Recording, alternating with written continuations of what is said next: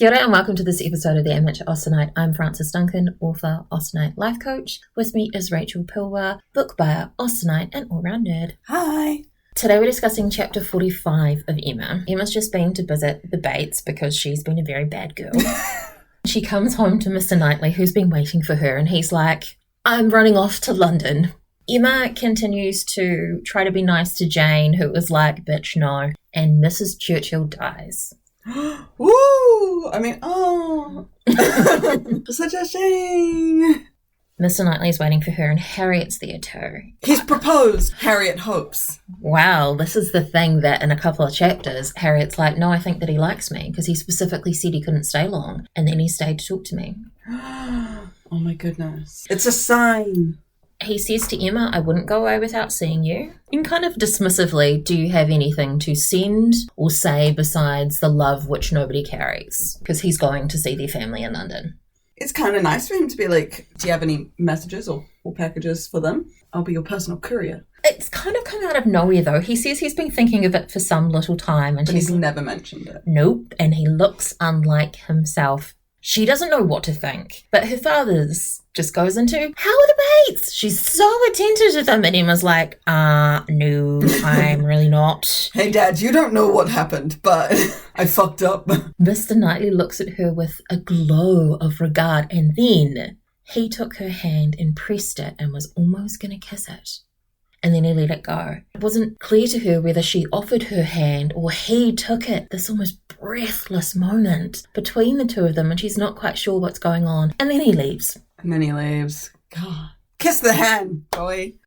It's a really nice little moment. And obviously, we know part of the reason he's going to London is because he is very flustered with how Emma and Frank were flirting at the picnic. And he's kind of like, I need to go get my head right because he is so jealous, but he doesn't want to admit it. But I think he's like in this bit a bit like, oh my God, she took my advice. I'm so proud of her. No, I gotta go before I say something stupid.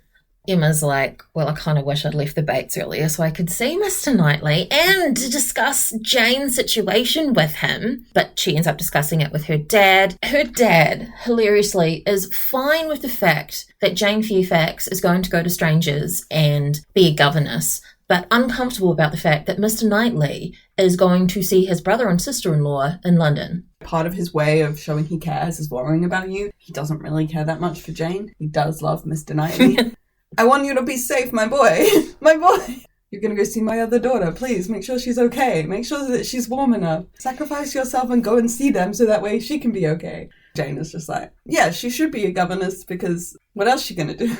He is worried about her going, hopes that she's in a dry situation so her health will be taken care of. I don't think the family necessarily will care the same level that he does. He says she's going to be to them what Miss Taylor was to us. He had the highest regard for Miss Taylor. But governesses were not always treated well. No. But maybe that hasn't been his experience, though. His governess was treated well. Maybe he had a really good relationship with his governess. To him, treating a governess right is just normal. Wouldn't it be nice if that was just the norm? Then we get the news that Mrs. Churchill has died. A sudden seizure of a different nature. Really want to know what she was supposed to be sick with. Medicine was such a different field then. Austen makes a joke about how people only talk nicely about people they didn't like once they've died. After being disliked at least 25 years, she was now spoken of with compassionate allowances. No one believed she was ill. Yeah, everyone thought she was just faking being ill, right? Because so that she could keep Frank close. Oh no, she died. Oh man, maybe she actually was ill. Crazy. Well, they didn't really understand chronic illness at the time, the way that we do now.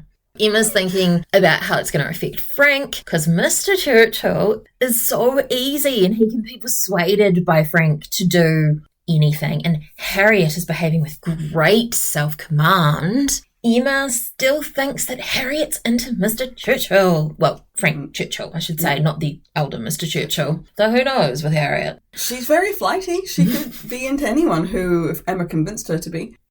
The elder Mr. Churchill easily swayed by Frank. Part of the reason Frank couldn't marry Jane was because Mrs. Churchill wouldn't approve, and obviously she wore the pants in the relationship. Now that she's dead, Frank's free to marry who he wants. What would Mr. Churchill actually think about it, I wonder?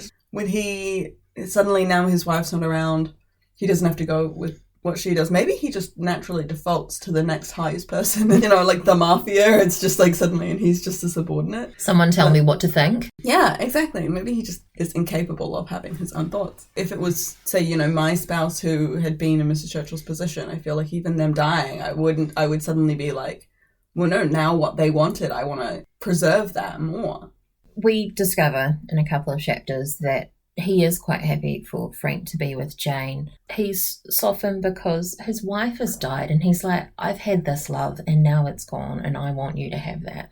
So maybe it was just to get him at the right time. Get him while he's grieving. Hey, you know how you're now sad and lonely because your wife who you loved is dead? Well, I found someone who I love and I want to be with them. And she can come live with us. Yeah. So you're not lonely. After the funeral, they're going to go to see an old friend in Windsor who Mr. Churchill been promising to visit the last 10 years. Remember, Mrs. Churchill didn't like visiting anybody or having anybody visit. So it's been a decade of him wanting to see his friend. Now she's dead, he's gonna go. Okay, Mrs. Churchill probably gets more of a bad rap than she deserves. I'm sorry, you've held your husband captive? Like, that's a sign of an abusive relationship, cutting someone off from their loved ones. So she didn't want to travel, so he wasn't allowed to go anywhere? Abuse.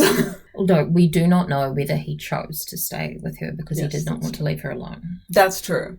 It is still manipulative, though. But remember, she was actually sick. Yes, she was sick. But still, if his friend couldn't come and visit either, even though she stayed in a room, I mean, they didn't have to stay with them. They could just be in the same town and he could go for lunch or something. Stayed in nearby. Come for dinner. Now that Emma's like, great, Harriet's sorted. She's obviously going to marry Frank now. That's all going to happen. So I need to worry about Jane Fairfax because her life is closing. I want to be of use to her. And Jane's been really sick. She's been getting headaches and a nervous fever in her current home. Not so great for what she's dealing with. Gonna see she wants to ride in the carriage. Mr. Perry says that an earring would be good for her. Oh, I've got some arrowroot. I'm gonna send that to her.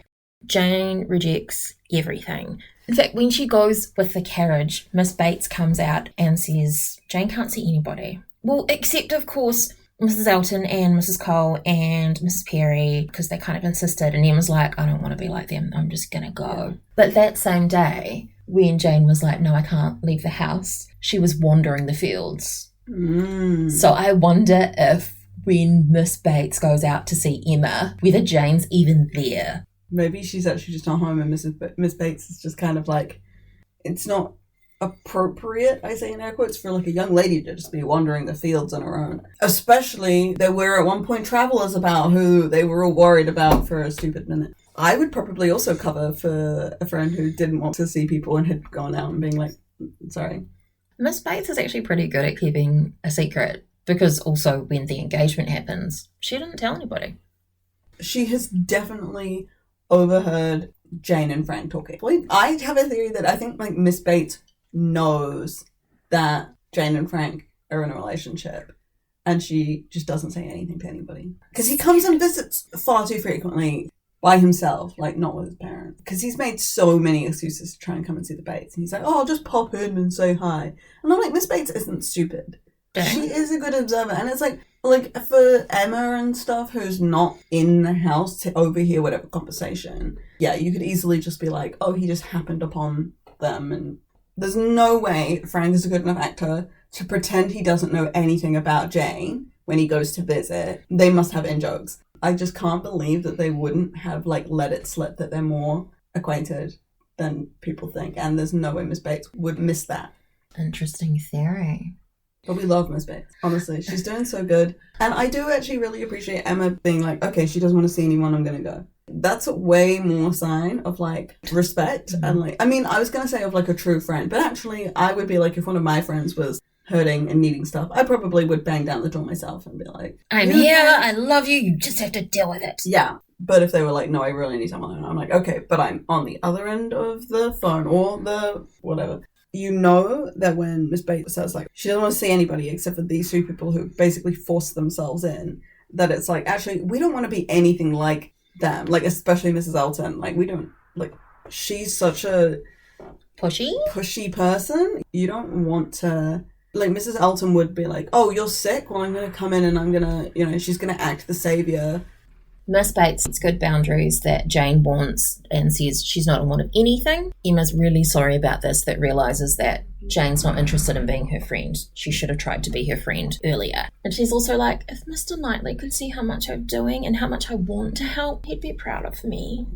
And he would be, Emma. He would be proud of you.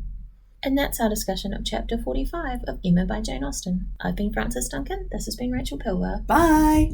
Thank you for listening, and we wish you happy reading.